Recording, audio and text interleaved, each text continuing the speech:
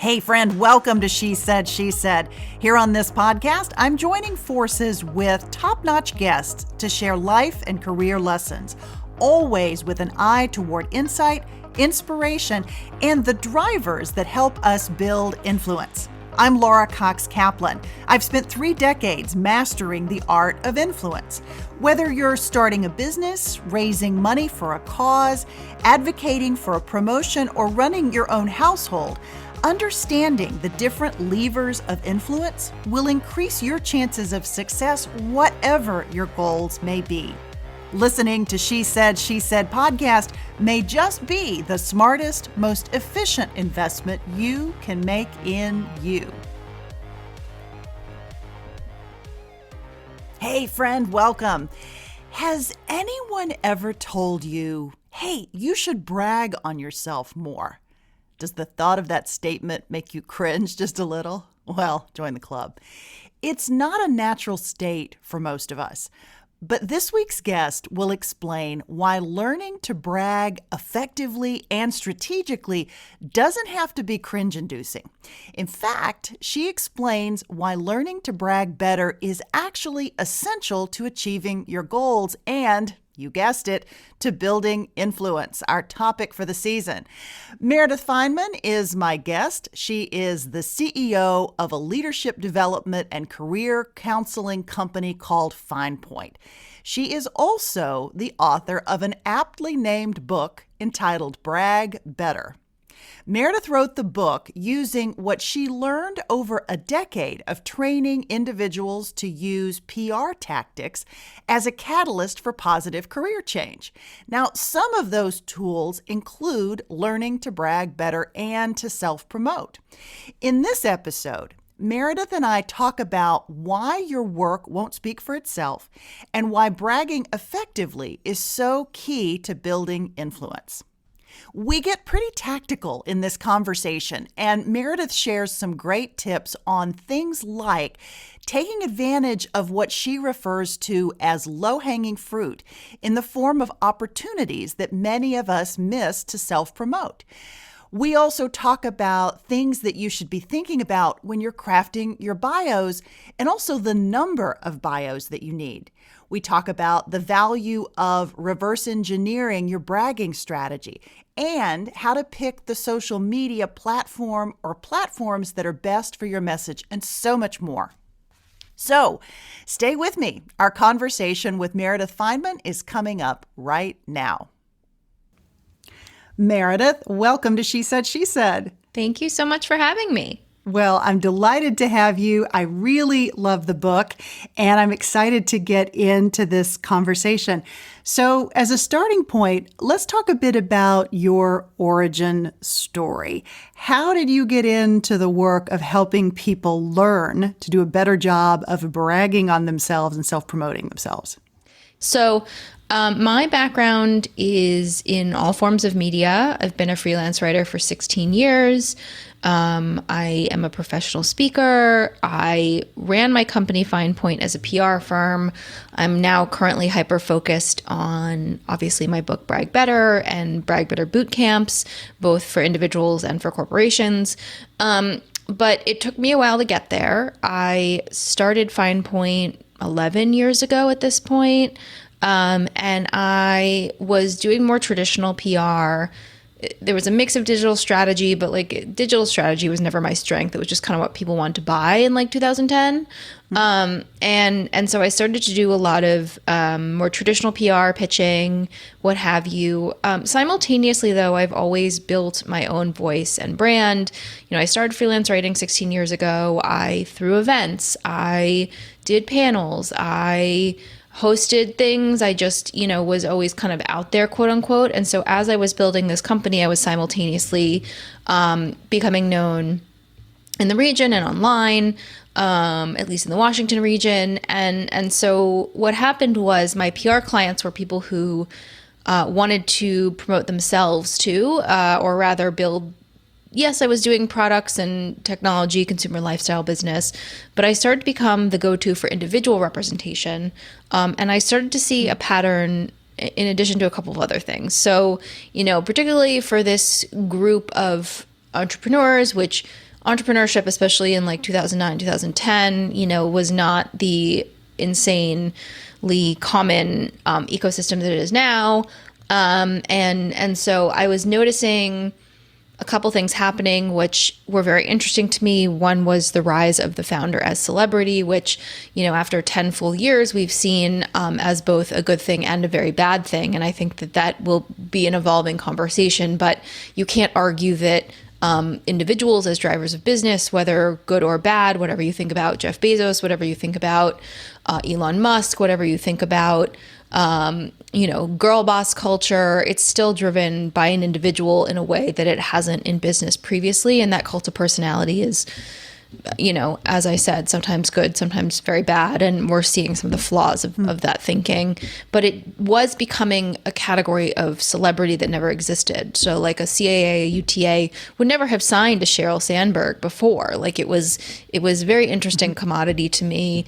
And just sort of this new way of redefining what a rock star was. And also just it really being a tremendous driver of business. So when I was doing the PR and then the leadership had no strategy on their own voices, I was like, you're just missing out on the money here. And so I came at it from an unusual point in that I had done personal brand and I had done a lot of traditional media relations, and those two weren't often offered at the same time.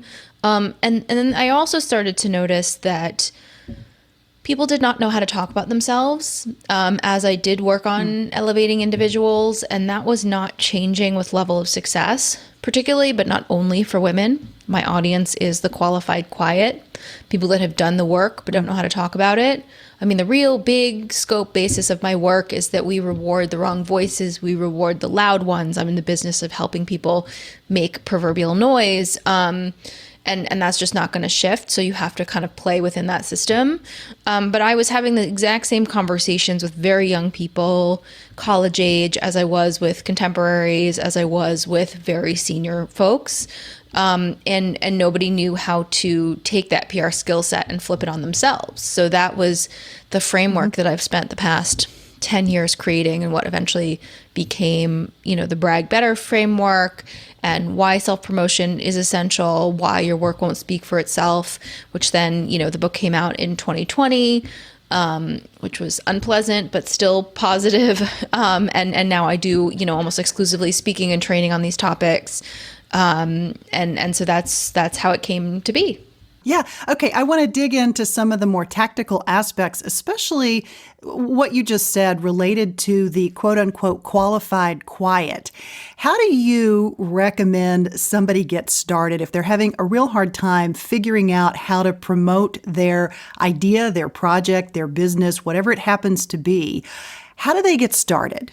How do you take one of these qualified quiet people and create a strategy for them? Yeah, so obviously, first and foremost, I would recommend my book, Brag Better. I cared a lot that it be based in tactics and frameworks that I've used and created with hundreds of clients at this point and thousands of people I've spoken to versus anything that's based on emotions. So I'm not here to tell you to be more confident. I think that's actually one of the rudest things you can say to someone. I'm care about what you're specifically going to do, and that's my thing.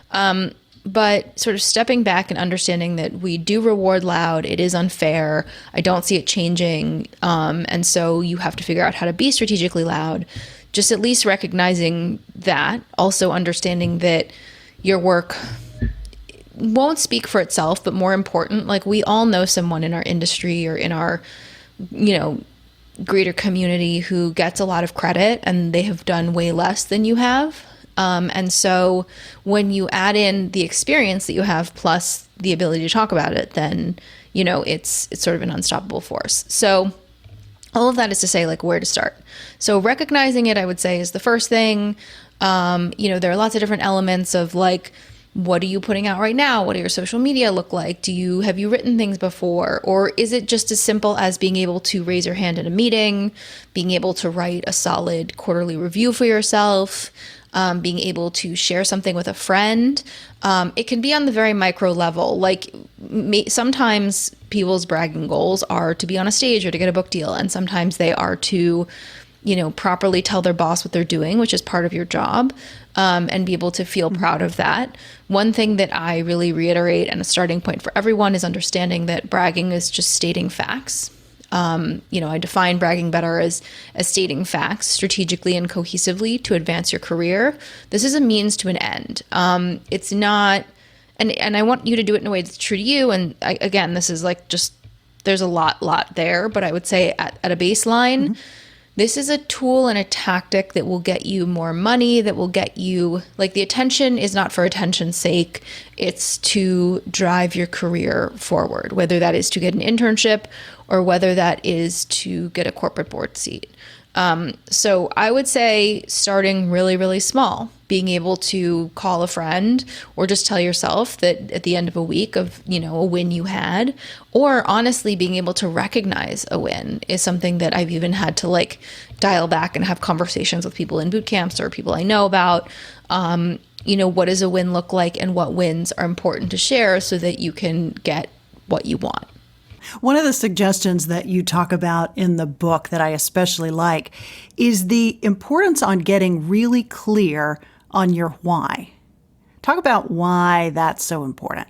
Yeah, so as I said, it's not volume for volume's sake. It's not attention for attention's sake, unless that is what you want, which I don't judge, but that's not really the people that come to me. The qualified quiet is a term I own and came up with, but it is this idea that you've done the work and sharing it is hard and difficult, which I will say, you're so not alone in those feelings of anxiety and fear and disgust and confusion that it's what I do for a living. It's why I wrote the book on it. You don't have the role models. You don't have the language as a writer. That's something I'm able to bestow. And you don't have frameworks to do this. We have this for talking about our friends or talking about other people or talking about other things. So you shouldn't really know how to do these things. That's just a total misnomer. Everything I do is reverse engineered. So, these days I'm running boot camps and doing speaking and training, and it's less individual client work, very rarely. But, I always want everything reverse engineered. So if you're like, well, I want this promotion, I'm gunning for it with someone who is better at bragging about their work than I am, but I've done a lot more, I'm a lot more qualified, and I'm a better choice. Then how are you going to reverse engineer that? Okay, who are the people that need to know that you're better, you're more qualified, you're more thoughtful, you've done more work, and then how are you going to show them that? So you can pick one specific thing, but I always like to work backwards because especially with volume and voice and PR, as I have this sort of flipped on yourself, you want to know what you want to get out of it, because otherwise it could just be learning to brag in a way that's not helpful to you. Like if you want this promotion, doing a lot of thought leadership writing is not going to do anything. That's not towards the right audience. You have to know the audience. Absolutely, which is one of the elements that you talk about in your book, is the importance of understanding who it is you're talking to. But before we get to that point, I'd love for you to dig in a little bit to this notion of imposter syndrome, which even the most qualified people that have had tremendous success still admit to saying, or asking themselves or sort of querying, how the heck did I get here? Am I really qualified to have this job? Am I really qualified to be talking about this? How do we get past these feelings of imposter syndrome that so many of us still carry around no matter what our accomplishments are? Yeah, so it is deeply tied. Bragging and imposter syndrome are related. In that it's a level of self-awareness that causes you to question yourself. I don't think you will ever eradicate it, but you can reframe it as, I think it's actually a positive signal. Doesn't feel good, but only people who are good at their jobs are worried that they're bad at their jobs. I don't know anyone who's bad at their job that's worried that they're bad at their job. Same thing. What if I brag too much? What if people think I'm obnoxious? It's very difficult if you're having those thoughts or feelings to brag, quote, too much. Now, again, that's a very subjective scale, and I argue a lot of things around that. But both of those thoughts are actually strong indicators that you are a self-aware, critical thinking person. And because you're having them, it means you care. And so I don't think they will ever be fully eradicated, but it only happens to people who are qualified, who are good at their jobs, who are have a message, worth spreading. And so that's, as I said, on the grand scale, I care that we listen to new, different, thoughtful, truthful, qualified voices. I care that we get more diverse voices in positions of power and in varying media places, and just, a more representative group of voices, period. But imposter syndrome is something that I don't think anyone can totally kick, but it is a signaler that you are good at your job. Like, I've never heard of someone having imposter syndrome who wasn't qualified to brag or wasn't good. So if anything, it's kind of a signaler that you're on the right track. Yeah, no, I think all that is entirely fair. But how do you keep it from becoming something that can stop you from moving forward, right? If imposter syndrome is the self-awareness piece, I'm completely with you. It is so incredibly important.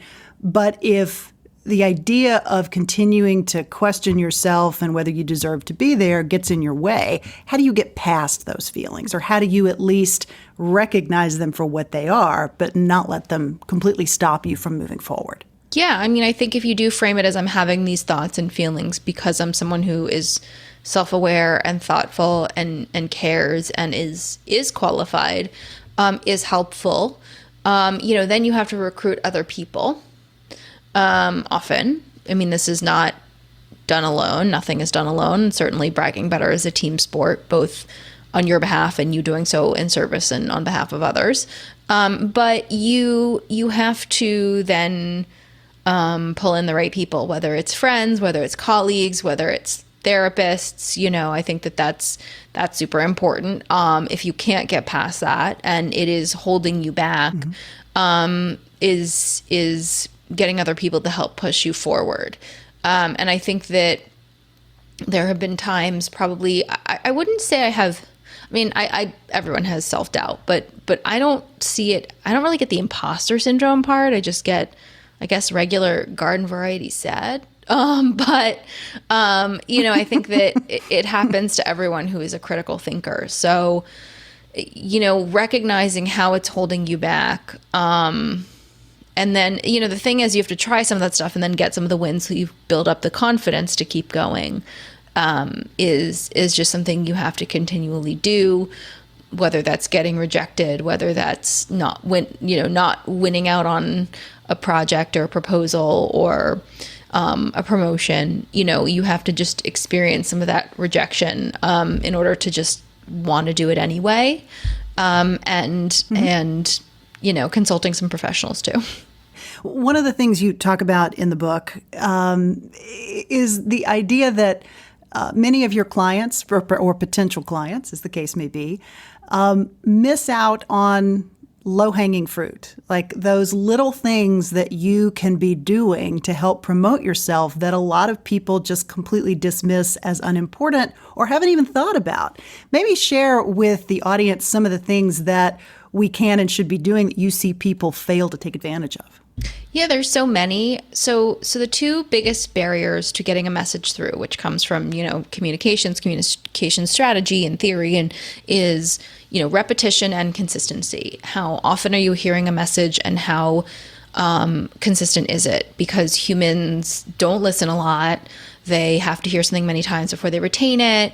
And so, applying that layer of consistency to everything you do is important. It might feel repetitive, but it's definitely not. So whether that's making sure that, you have a headshot on your social media that looks like you and is recent and matches everywhere, whether it's saying that you want to be booked to speak, someone doesn't know that they can book you to speak, or like if you want to be doing more podcasts, you have to say it. A lot of it is about sort of saying it. I'm trying to think of other low-hanging fruit. There are many clients of mine in the past that want to bulk up their speaking, and then there is nothing on any personal website or any social media or any of their thought leadership articles or any on their company pages that says, book me to speak.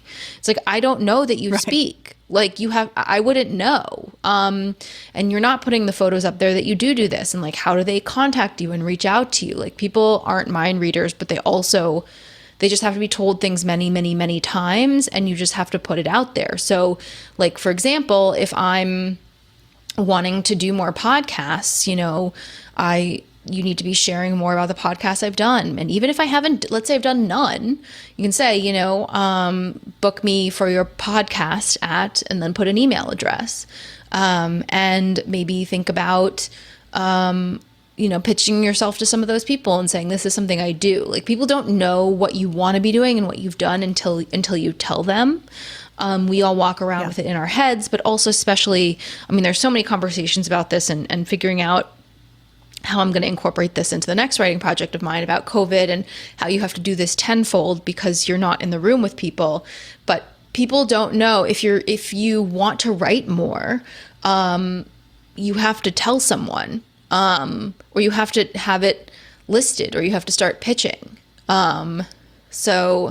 So that's what I would say is, people don't know what you've done or what you want to do, which I'd argue is a little bit more, well, they're both important, until you state it, and state it clearly, and state it consistently and with repetition. I have to go on a podcast and say, join a boot camp. I have to post about it on social media. I have to write about it and say, that's what I'm up to right now. I have to make it clear that I'm not, taking on individual client retainers anymore. I have to say it a million times. There are many people who don't know that I've written this book, which is insane. Just because of the level of promotion and the level of it being, I feel like I've just shoved it down everyone's throat, but that's not the case. 100, basically 100% of the time you're sharing something, there's a different audience, unless you say it twice in the same room. But even then, so people need to hear things a lot of times to retain them. You talk about that, especially as it relates to social media, which I think for, a lot of people out there who are trying to promote an idea, it literally makes them cringe, the idea that you're going to say the same thing over and over and over and over again. And yet you're advocating that that's precisely what you need to do. How do you do that so that so that you don't get stale as the person who's pitching the idea? How do you keep it fresh and interesting, even though it is somewhat repetitive? Yeah, the thing is every time I post about the book or somewhere, you have a different audience from any other audience I've ever been on before. It's just 100% never the same audience. So even if it's never people ugh, this again. It's just, you have to be careful and temperate, but you have to constantly be reintroducing yourself. You have to constantly tell people what you have to do. You have to constantly tell them what they can pay you for. I will say, social media, pick one platform and do it well. I'm currently not on Twitter. I have a Twitter, but I changed the password, and I have many times in the past year because of COVID, and I just don't like the way it makes me feel. Now if I were a journalist, I would probably have to be engaging on Twitter. You have to figure out what's going to serve you where. So if you just care more about internal validation and rising up in your company, social media doesn't really matter as much, if at all. So it's a great tool. It needs to be used, in a way that feels okay to you and is successful, and not just to do it. This is not as true anymore, but way earlier on in my career, people were oh, we have to have a social media presence. Now that's sort of part and parcel of doing business. But if your audience is not on a social media platform, if it is your boss, if it is a colleague, if it is an internship program, it's not, then you don't need to do it, frankly, at all. I'm always very, very clear that I want you to squat on all your spaces on the internet to be in control of the conversation. So much of my work is just about strategic communications around control, that you own your domain name, that you own your space on varying platforms and grab them. But, it can be a great tool, but you have to see where things are coming from. I wasn't really getting any business leads through Twitter. I didn't like how it made me feel, with COVID. I just didn't like it. So I'm well, it's not making me any money. And it's not fun. So I'm not going to do it right now. And then there are certain places where I should be taking more advantage, like a LinkedIn. People really poo-poo LinkedIn. It is a tremendous resource. They've poured so much money into it. When I think about the media landscape, it is one of the media I consider it a media platform, frankly, at this point, but rather than a social one, like a media one, there's so much content and writing and courses, and, that is going to survive many, many media outlets. And so, there's a lot of spam on there, but I've also gotten clients. I have gotten podcast bookings. I've gotten mentors. I've gotten, like you just don't know. So Right. I think that that's a very powerful platform that I frankly don't use enough. There's all of these different options. And what's so amazing to me over the course of my own career, like this is a completely new thing. So for somebody I'm 52.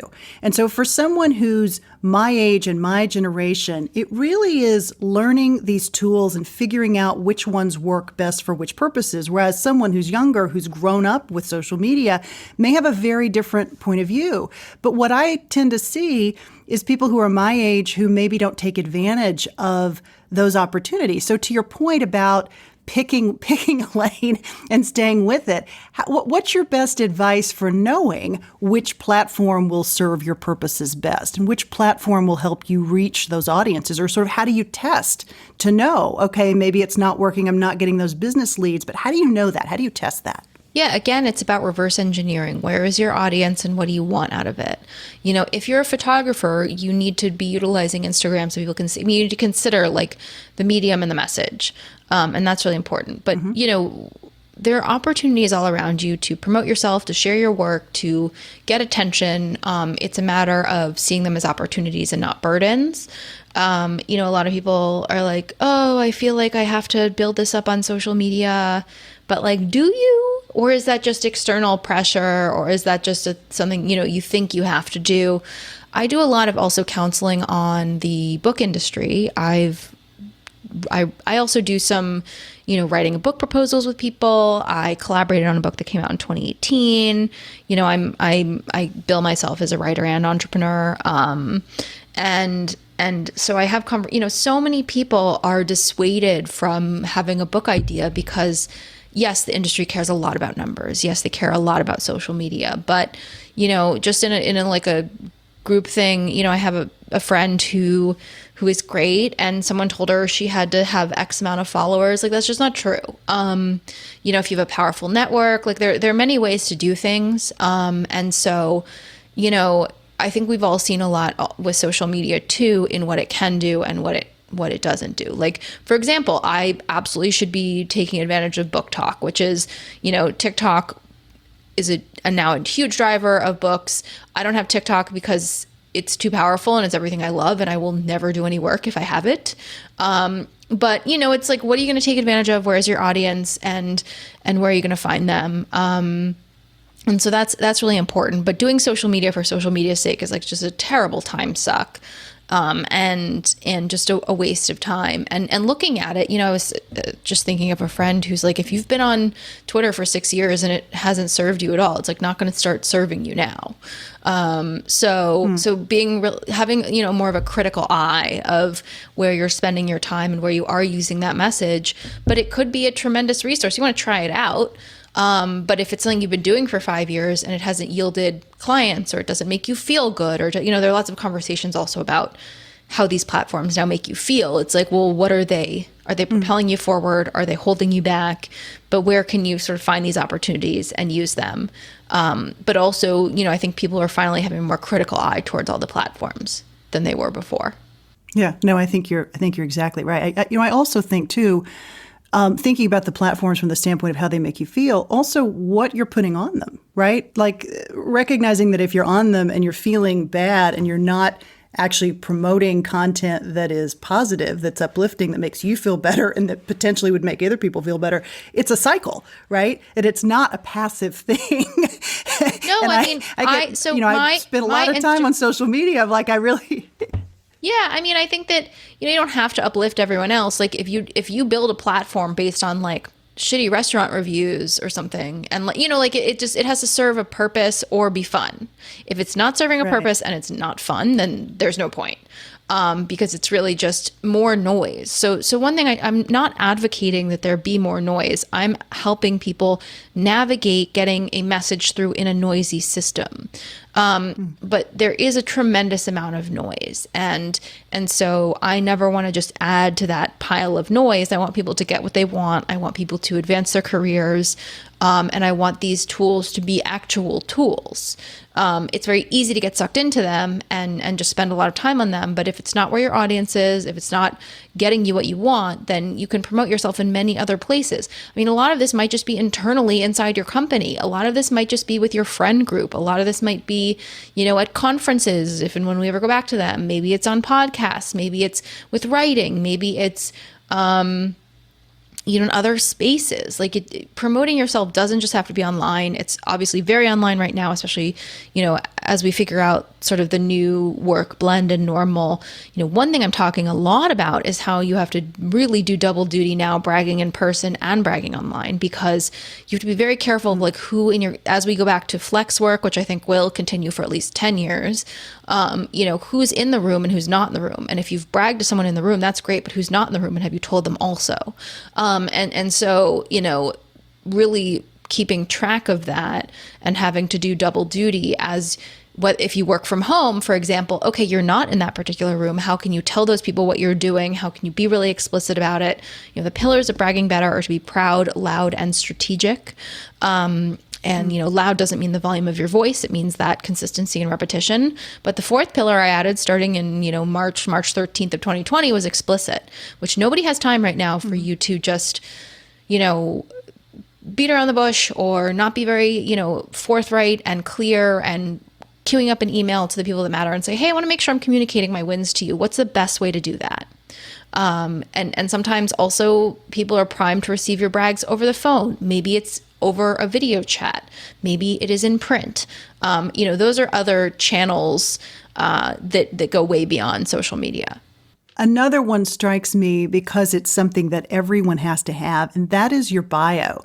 And you talk about the importance of really leveraging that bio. What are some of the tips and tricks, frankly, that our audience could take away from this conversation as it relates to their bio and making it more impactful and more distinctive and more memorable?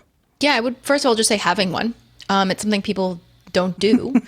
And having a running document so you're not reinventing the wheel. Like one thing when you have to give your bio all the time is first of all, you're just straight up wasting time, rewriting it over and over and over again. And then you might be leaving things out. So, opening up a running document, Google document, Word document, and update, putting a reminder maybe once a quarter or every 2 months to update it, keeping track of your wins in real time. And what does that mean? That means taking 15 minutes on a Friday and also having a running document of like, I did X and Y and Z. It's much easier to do it in real time, even though it's annoying, than it is to like think back because you're going to forget some stuff. I talk a lot about bios because they are an original bragging spot, which means that people expect you to brag in them. We don't have a lot of those places. You have, annual reviews, biannual reviews, gunning for a promotion. That's like that's an original brag spot. You have your resume, that's an original brag spot. You have your bio, which is an original brag spot, which means, the book is split into, why this issue matters, what to do about it, and how it then affects other people and or how they feel about it. People are going to have feelings about your bragging, and it's an act of vulnerability to talk positively about your work without apologizing, particularly as a woman, but not only as a woman. And so that is something that people are going to have a lot of judgments about. And a lot of this is about how you're just going to deal with them anyway, and people are going to have their judgments anyway. And is this going to the right people so that they can reward you? But what I'll say is, obviously I, want you to do this anyway, but so these are spots where people have fewer judgments because they expect to see the awards. They expect to see all your wins. The bio is something people have been reading, forever. So, what does that mean? Everyone needs to have a long, short, and 2-line bio, and they're all derivative of each other. So the long bio is everything. It's a whole page long. Short bio, let's say a paragraph or two. 2-line bio, 2 lines, which more than anything is an exercise in condensing what you do. I think it's a really important exercise to do. It's very difficult. But, can you do it in 2 lines or 2 sentences is really key. But so then when someone asks you for your bio constantly and you send them that short bio paragraph, let's say, it's always the same thing. You're not leaving things out. I mean, I'm even guilty of these things. A good friend of mine who is an amazing publicist, Eliza Leach, who has a great podcast called Leave Your Mark, and she wrote a great book called Leave Your Mark. You know, I sent her my bio for her podcast episode, which was just huge reach, whatever. I left out the book. I wasn't paying attention. And she pointed it out, luckily. Anyone else who either wasn't a publicist or was lazy or wouldn't care. But that's the danger. That's the danger. If you don't have the stuff ready, you're wasting your own time, you're wasting other people's time. And also, like, what a profound waste. She has a huge following. I'm trying to sell books. I'm trying to get more book deals. I'm trying, it's a missed opportunity. So that is my bio tirade. Yeah, I love it. I love it. So because there are so many people who are, there are always a lot of people who are pivoting jobs. And I think women in particular go through a lot of different life pivots for a host of different reasons, but especially because of the last year, people are really rethinking what they're doing. So there's a lot of people who are looking at, okay, how do I take what I've done and maybe a series of, to me, they're interesting jobs, but maybe to other people, they might be a little boring. How do you take these divergent jobs or positions that you've had and string them together in a way that makes sense and tells a compelling story? So, this I can't do without having spoken to the actual person, but there's always a through line. There's always an umbrella. There is always spin. So, in public relations, they talk about spin. It's how you're framing something. Like, well, I've already launched something. You say that was a soft launch. This is the hard, it's just, you kind of make it up. Publicists are wildly talented and very actually underappreciated. But what I'll say is it's about finding the right spin. So I always use this example because I still hear it constantly. People come to me insecure that they've only worked at one place for 15 years. To which I say, well, you could say, I've only worked at one place for 15 years. Or you could say, I have a depth of experience and knowledge of a company that is very rare these days. Most people hop around. They don't stay loyal to a company.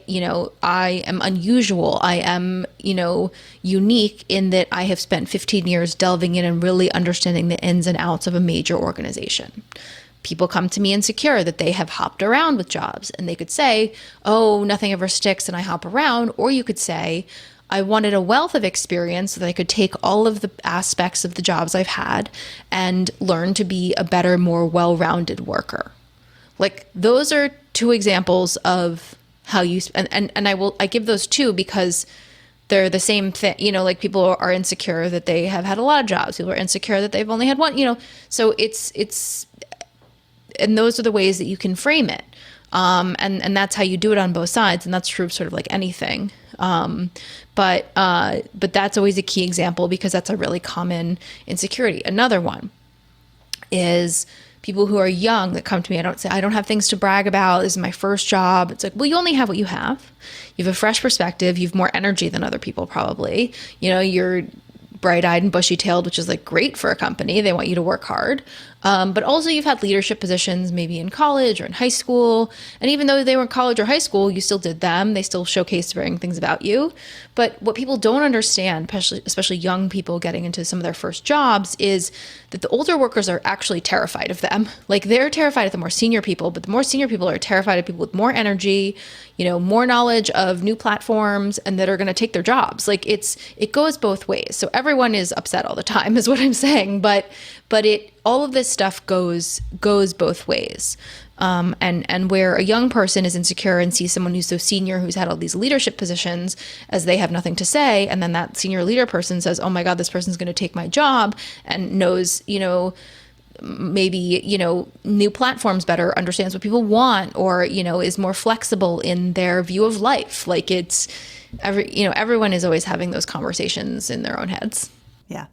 When you begin to put yourself out there and really have your work, whether it's a book, whether it's a podcast, whether it's whatever it happens to be, you're inviting vulnerability, right? You are making yourself vulnerable. You're also inviting comments from others, which you want, which helps you fine tune what you're doing. But comments can also be a bit distracting at times because not everybody who makes comments are making constructive comments that are designed to help you learn and grow, shall we say.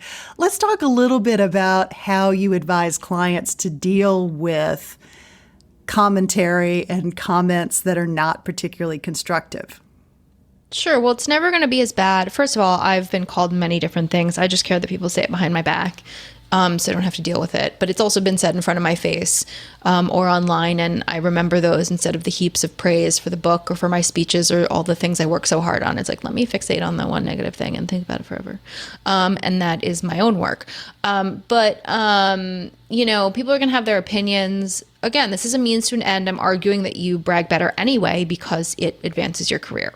So there is, and a lot of times people are going to have judgments because they can't do these things. It's way easier for someone to say that I'm very obnoxious than it is for them to say, oh, I see her continually putting herself out there and coming up with these new ideas and, doing X and Y and Z. And I can't do that. And that makes me very insecure and that makes me very anxious. So instead, I'm just going to say nasty things about her. Like that's what's happening in that person's mind. And yeah, it's an act of vulnerability, which is why people don't do it. I mean, yes, you don't have the frameworks, which I've built, which is in Brag Better. And I've also, books are expensive. Get it from your local library. I've written about a lot of this stuff for almost a decade. You can find it online. And so it's an act of vulnerability and you don't have the right tools. So I'm giving you the tools, but the vulnerability piece is scary and hard. I think at this point, I'm just kind of like numb to it. But it's still hard and scary. The book, like the worst period is when you're done with your book and then you're waiting for it to come out. I'm like, what if it's bad? What if it's bad? What if it's just bad? Everyone has those thoughts and feelings. And that was a big, putting yourself out there moment. But it's really easy to take shots at someone who's decided to put herself out there, whether that be with a book, whether that be with raising your hand, whether that be with running a big project.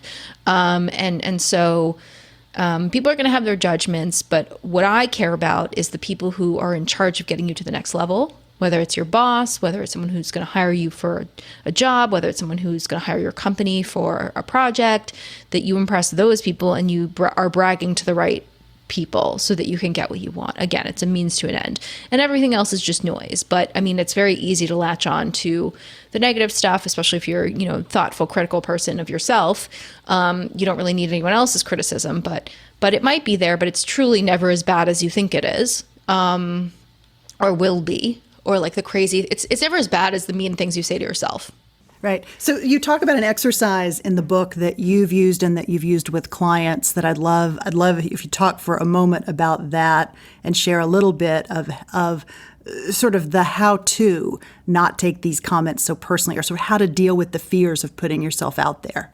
Yeah, so I talk about something called the nightmare question, which is like, it's basically what's the meanest thing you've ever said to yourself and like what would happen if someone's asked you that, which usually would be categorically insane.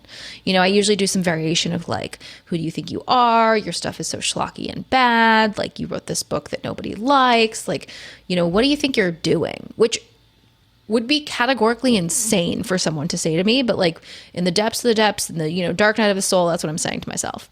And so in bringing it into the light, which I've done this with clients, maybe it's, your dad is incredibly successful and you can never come close. So like, why are you even bother trying? Or it's, you mess this thing up once and it haunts you. So like, how do you know you're not going to do that over and over again? I mean, what's the crazy, but being able to answer that question in a PR form. Whereas if someone asked me what I just said about myself, I would say, I work really hard. I'm really proud of what I've done. And I've put a lot out there of myself, of my work, and that's just the best I can do. And I do that, every day. And that's all I can ask for. To have a calculated PR response, it really helps alleviate a lot of some of that anxiety. And, as I always say, like, my publisher won't let me like either refund people or give them money if someone actually asks you your nightmare question, but it's like, nobody's going to actually ask that of you. It's never happened in the history of ever. So, because usually it would be something like categorically insane, whether it's, let's say you had a fallout with a founder, you had a fallout with, your co-founder. How are you ever going to work with someone again? Like that's crazy.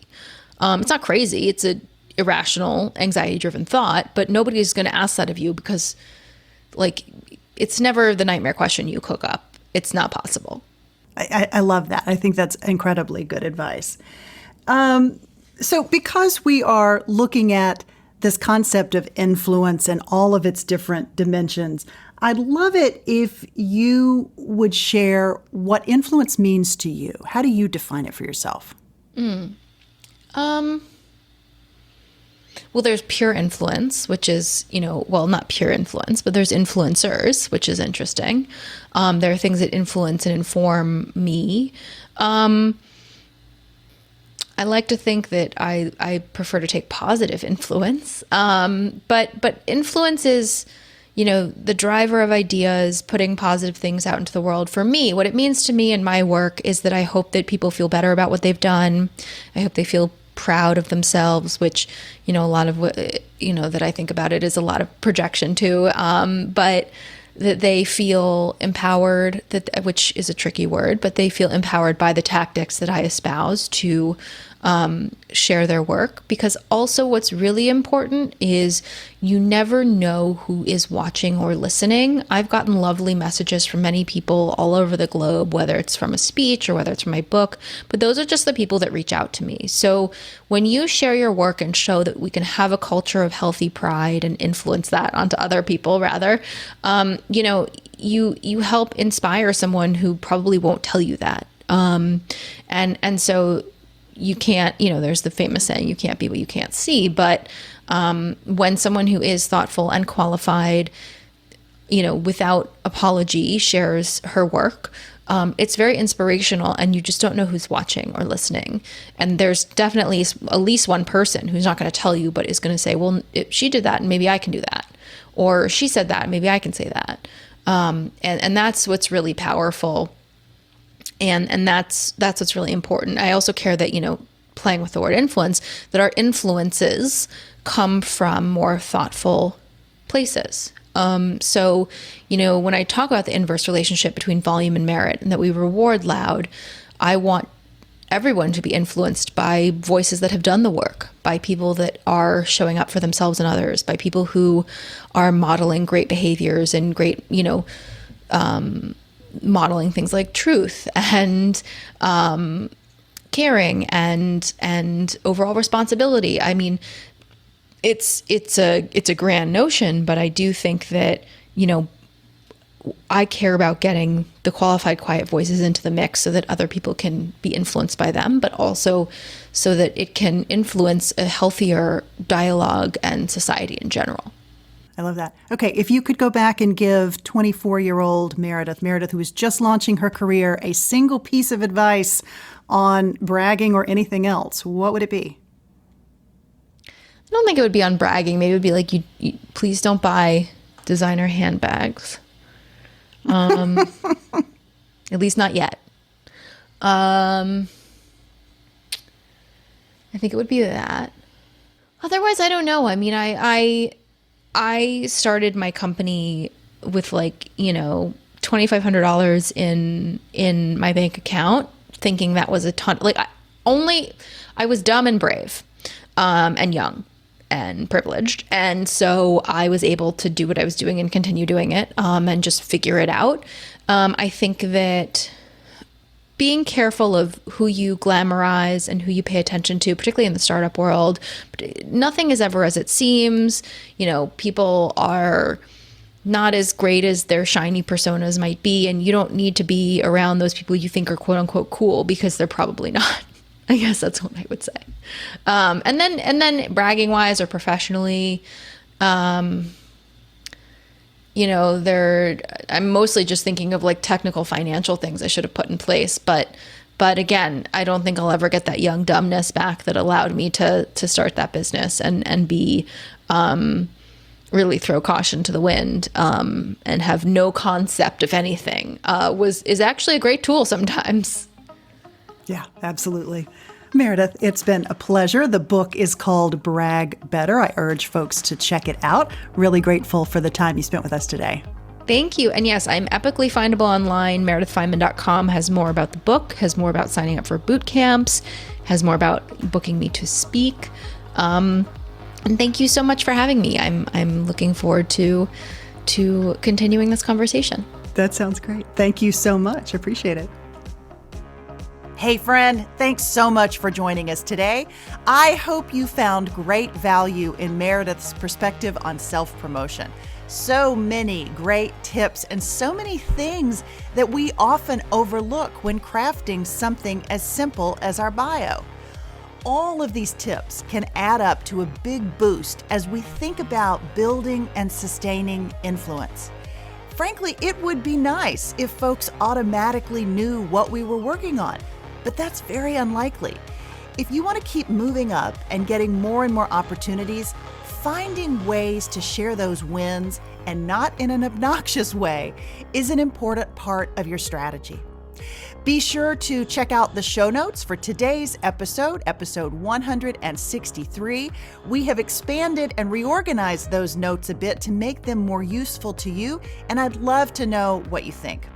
Most of all, I hope you found today's conversation a good and valuable investment in you, and I'd love to hear your thoughts. You can reach me via the links in the show notes. With that, take care, and I'll talk to you again next week.